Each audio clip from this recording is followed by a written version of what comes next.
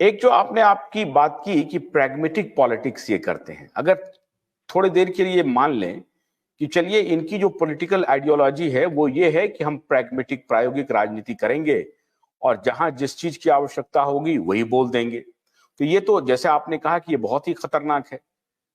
अभी एक समय अवधि में ये बोलना है, ये करना है, वो फिर दूसरे समय काल में वो बदल जाएगा।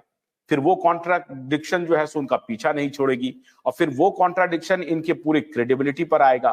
फिर वो क्रेडिबिलिटी, क्योंकि राजनीति तो एक परसेप्शन का खेल है, और अगर सीधे सीधी क्रेडिबिलिटी गिर जाएगी तो परसेप्शन खराब होगा। तो ये खराब परसेप्शन को कितने दिन तक आप सस्टेन कर पाएंगे पॉलिटिक्स में? हाउ लॉन्ग, कितना झूठ बोल पाएंगे, कितना कर पाएंगे?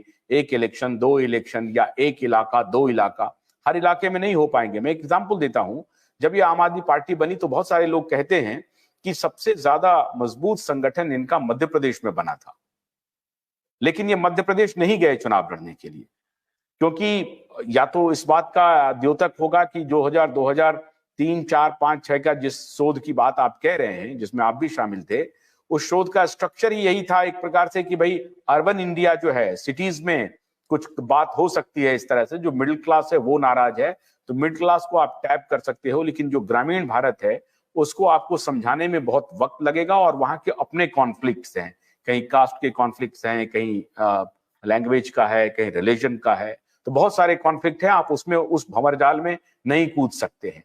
तो आपको लगता है कि ये जो इनका प्रैग्मेटिक पॉलिटिक्स का जो आइडियोलॉजी है वो लगभग खत्म हो गया है, उसके उसके लिए कोई और स्पैन बचा नहीं है? नहीं, देखिए उसमें दो बातें हैं। प्रैग्मेटिक पॉलिटिक्स का खतरा यही होता है, जैसे जो प्रतिनिधित्व का रूल है वो तो यही है ना कि मैं आपको अपना प्रतिनिधि बनाता हूं तो ये सोच के बताता हूं कि मेरे विचार और आपके विचार कुछ मिलते हैं। यदि आपका विचार ही मुझे मालूम नहीं है तो फिर मैं किस आधार पे आपको प्रतिनिधि बनाऊंगा? आपके पर्सनल रिलेशन से बना सकता हूं, लेकिन कल को मुझे डिसइल्यूजनमेंट उससे होगा। ये खतरा हमेशा बना रहेगा कि आप मेरा प्रतिनिधित्व नहीं कर सकते हैं। तो ये बात इनके साथ लागू होगी हमेशा ही। लेकिन एक और बात है, वो है रिप्रेजेंटेशन का, कि आप कितने लोगों को स्पेस दे सकते हैं इस प्रोसेस में। मेरे ख्याल से इस मायने में इनका बड़ा एडवांटेज है कि हर किसी को स्पेस देने की संभावना खुली रहती है। यदि आशुतोष जी एक्टिव हैं तो थोड़े दिनों तक एक्टिव रहेंगे तो हो सकता है कि आपको वहां कोई स्पेस मिल जाए, एमएलए का टिकट कहीं से मिल जाए। कई लोग आए जिनको कि लगता था राज्यसभा का टिकट मिल जाएगा, आपके ही हम नाम एक व्यक्ति थे, जब नहीं मिला टिकट तो छोड़ के चले गए वापस पत्रकारिता में। तो ये संभावना फिर भी ये खुली रखते हैं कि लोगों को जगह जगह मिल सकती है। जब तक उस संभावना के ऊपर अंकुश, जब तक उस संभावना को बंद नहीं करेंगे तब तक इनका ये खेल चल सकता है।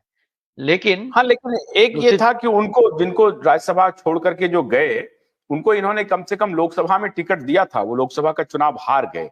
उसके बाद फिर उनकी ये बन रही होगी कि हमको राज्यसभा भी मिले।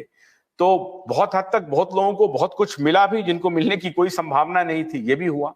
तो वो ये जो चाहत की जो उम्मीद रखने वाले हैं पॉलिटिक्स में, उनके लिए एक ये बड़ा स्टेज है अभी भी। वह भी है, ये खुला हुआ स्टेज है, वो रहेगा स्टेज। क्योंकि बाकी दोनों पार्टियों का जो एंट्री पॉइंट है ना, एक का एंट्री पॉइंट आरएसएस के थ्रू जाता है, जिसमें कि आप पूरी जिंदगी लगाते हैं तब उसके अंदर घुसते हैं। दूसरे का एंट्री पॉइंट फैमिलीज के थ्रू जाता है। तो दोनों के एंट्री पॉइंट पे बहुत ताला लगा हुआ है। यही एक पार्टी है जिसका एंट्री पॉइंट खुला हुआ है कि आप जा सकते हैं, कुछ दूर तक आप पहुंच सकते हैं। आगे आपके ऊपर डिपेंड करता है कितना आप खींच लेते हैं। तो इसलिए मैं मानता हूं कि हर एक स्टेट में इस पार्टी का धीरे धीरे विस्तार होगा। अब उस विस्तार को कितना ये कंसोलिडेट करके आगे बढ़ा पाएंगे, इसके बारे में कहना बहुत कठिन है। बिल्कुल अच्छा, बिल्कुल कहना कठिन है इस वक्त। अगर मैं आपसे ये पूछूं कि जिस दो बड़ी पार्टी का आपने जिक्र किया कि उसमें एंट्री की गुंजाइश नहीं है, और इसमें चूंकि ये स्टैब्लिश्ड पार्टी हो गई है पिछले 12-13 वर्षों में, तो इसमें गुंजाइश है, इसमें कोई आइडियोलॉजिकल कॉन्फ्लिक्ट नहीं है। जो भी प्रैग्मेटिज्म पॉलिटिक्स करने वाले लोग हैं, प्रैग्मेटिक पॉलिटिक्स करने वाले लोग हैं, वो यहाँ पर आसानी से जा सकते हैं और उछल कूद करके, मेहनत करके, जिसको आप मेहनत कह सकते हैं, मेहनत करके अपना प्रेजेंस बना सकते हैं और कुछ पा सकते हैं। मिल भी सकता है, नहीं भी मिल सकता है।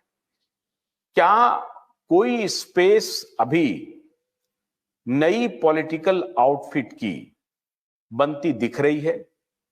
ये जो मेरा पहला सवाल था कि क्या इनका साइकिल पूरा हो गया है, उसमें तो आपने कहा कि नहीं, ये साइकिल बढ़ सकता है अगर ये अपने अंदर कुछ रिफॉर्म करते हुए चले जाएं या लोगों को स्पेस देते रहें, थोड़ा डेमोक्रेटिक हो जाएं। अभी जो ऑटोक्रेटिक एटमॉस्फेयर है, वन मैन आर्मी में कल सुन रहा था, एक स्ट्रैटेजिस्ट है प्रशांत किशोर, वो कह रहे थे कि आम आदमी पार्टी तो बिल्कुल पार्टी है ही नहीं, वो तो फैमिली ओन्ड पार्टी से भी बदतर है। बाकी पार्टियों में तो थोड़ी बहुत डेमोक्रेसी है, आम आदमी पार्टी में बिल्कुल भी नहीं है, वो एकदम वन मैन कमांड है।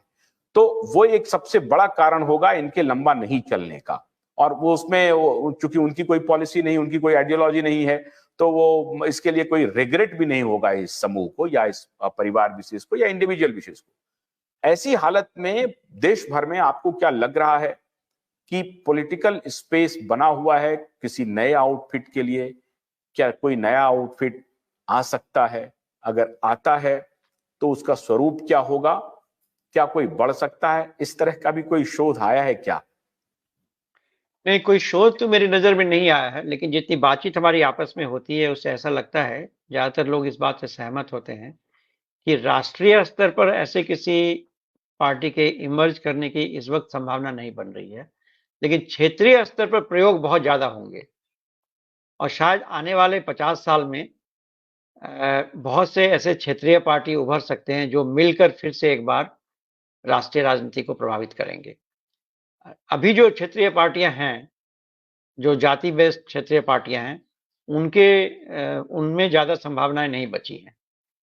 तो अब उनसे बियॉन्ड जाके जो क्षेत्रीय पार्टियां बन सकती हैं कुछ, जैसे प्रशांत किशोरी जो काम कर रहे हैं, इस हो सकता है कि इसमें टाइम लग जाए, लेकिन इस बात की संभावना बनती है कि लोग उसी मौके को राजनीति में जाने की जो चाहत लोगों में है, उससे जो संभावनाएं बनती हैं उनके इम्पैक्ट होने की।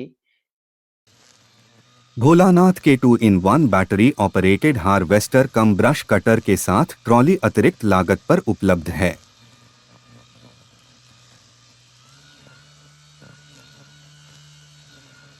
अधिक जानकारी के लिए कृपया दिए गए नंबर पर कॉल करें।